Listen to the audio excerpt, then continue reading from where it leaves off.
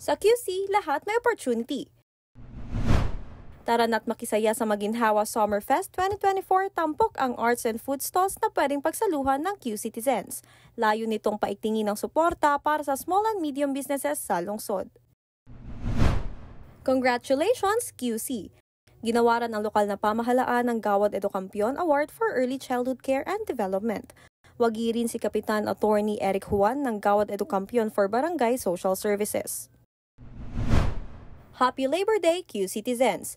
Pagpupugay para sa lahat ng manggagawang Pilipinong matapat at masigasig na kumakayod para sa pamilya at bayan. Sa selebrasyon ng Labor Day, handog ng lokal na pamahalaan ang pinakamalaking job fair sa QC Hall Compound at sa 4 pang SM branches sa lungsod.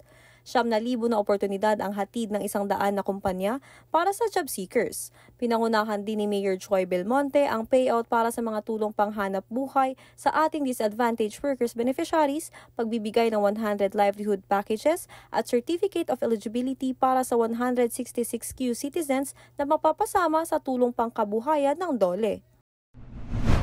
Ibinahagi ni Mayor Joy Belmonte ang mga matagumpay na programa ng lungsod sa pagsusulong ng karapatan ng kababaihan sa 7th National Women's Summit.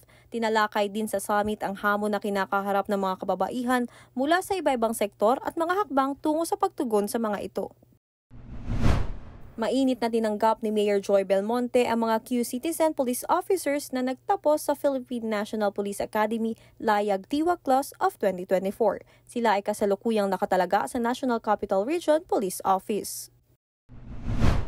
Personal na pinuntahan ni Mayor Joy Belmonte si Philippine National Police Chief General Romel Marbil sa Camp Karingal upang talakayin ang pagtugon sa mga krimen sa lungsod, tulad ng droga at nakawan sa ilang barangay. Everyday is Earth Day sa QC. Tara na sa Market Jam Booth sa Ninoy Aquino Parks and Wildlife Center Amphitheater na inorganisa ng UN Women Philippines at United Nations Environment Program.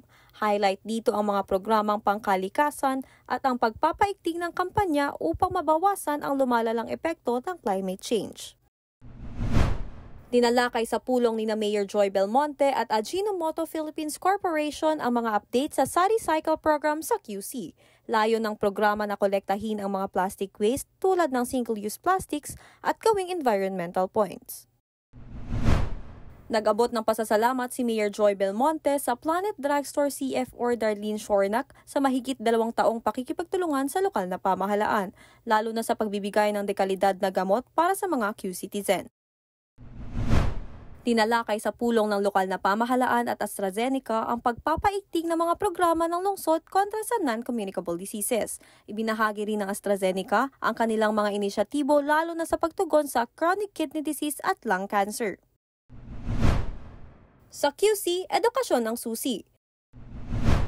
Binigyang diin ni Mayor Joy Belmonte ang paglaban sa learning poverty sa kabataan sa kanyang talumpati sa ika-77 anibersaryo ng Philippine Public School Teachers Association.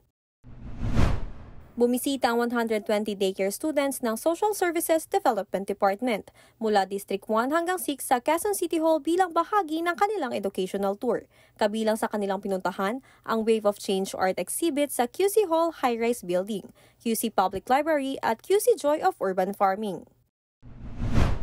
Formal na bumisita sa Quezon City Hall ang kinatawan ng Binibining Pilipinas 2024 pageant na si Miss Christine Bacunawa. Nasa 4 na kandidata mula sa iba-ibang lungsod at munisipalidad ang lalahok sa Binibining Pilipinas sa Hulyo.